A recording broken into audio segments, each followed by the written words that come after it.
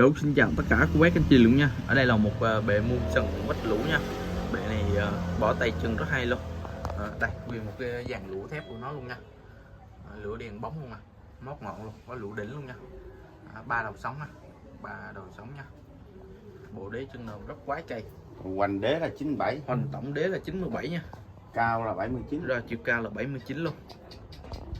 Bệ rất hay nha, siêu quách lũ luôn. Lõi Đây phần đầu rễ nè, lưỡi tràn da luôn nha. Phần đầu rễ có lưỡi luôn, lưỡi đặt cây luôn nha. Cái lưỡi của nó đây quá già luôn. Mặt cắt là đầu sống nha cô bác anh gì.